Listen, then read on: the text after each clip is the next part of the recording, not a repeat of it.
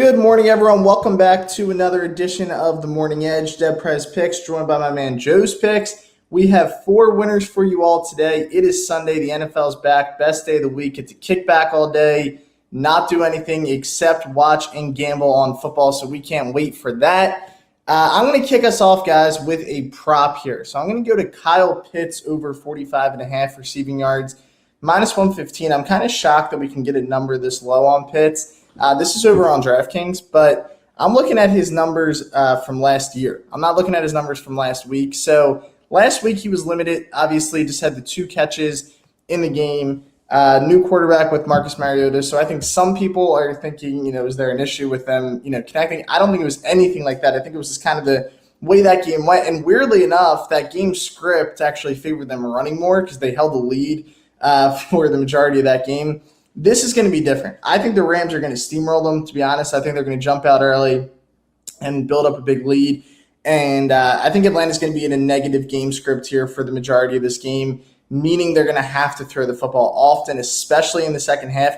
And I think Pitts is their most talented receiving option. Obviously, he plays the tight end position, but he plays like a wide receiver. He joined rare territory last year when he had 1,000 yards as a rookie. I mean, this guy gets yards. He's the guy that they can really lean on, and I think he's going to become the guy as they move forward.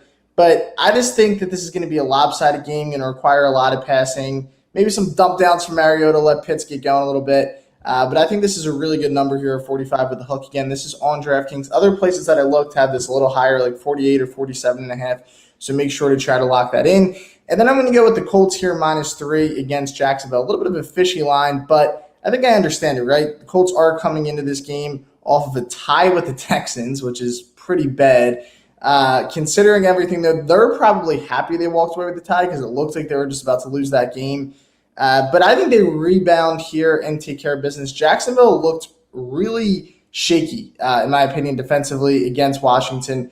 Indianapolis is a much better offense than Washington is. I think they're going to be able to run the ball down their throats. I think Matt Ryan is going to be able to get going here, feeding off of the run game. A little bit of play action will play in his favor. But I think this is a good spot for Indy. I mean, this line to me, it does make some sense. Obviously, they're the road team. They did not look good in week 1 at all against Houston. But the way they ended that game was encouraging. I think they're going to win the South fairly easy. And these are games that you have to win, right? You have to go on the road in the division if you want to win the division early in the year. So I think Indianapolis takes care of business here. Very high on this team. I think they pull away and can cover the 3-point spread today. So those are my 2 bets. Joe, I know you have a couple first half unders for us. What are we looking at? Yeah, I like both of those two. I'm probably going to be on Indy. I agree there, and I agree on Pitts. But the first one that I'm going to be on today is the Steelers and Patriots first half under 20. We saw the Patriots offense really struggle last week. The Steelers offense, while they put up points, it was mostly due to turnovers caused by their defense. They only scored 1 offensive touchdown in the game. Now they're going to be without J.J. Watt for an extended period of time.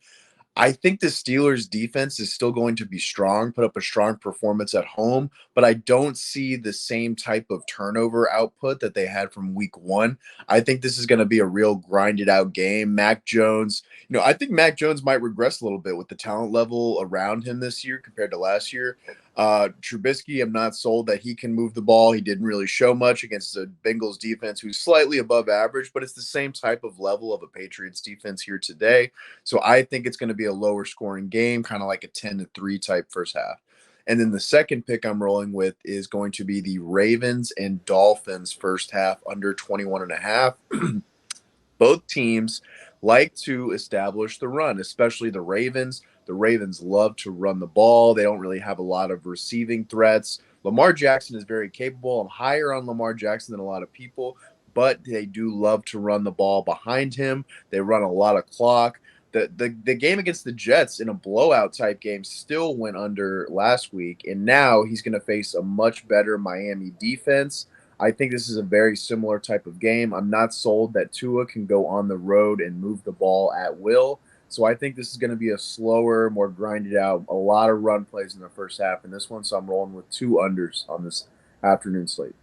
I like it a lot. Yeah, I like those first half unders. We were talking about this before, but first half unders early in the year, I don't have the numbers, but I'm assuming they're more profitable than the first half overs, at least the first couple weeks of the season. So there we go, guys. We got 4 picks for you all pretty good lines here, minus 110, minus 115. So you throw in a little parlay there, you'd make out pretty well. So make sure to do that for some peanuts today. That's going to be it, guys. That's going to be the show. We got one again tomorrow morning. We got Monday Night Football, episode 130. Will kick off tomorrow. Joe, thanks for hopping on, and we will see you all tomorrow morning.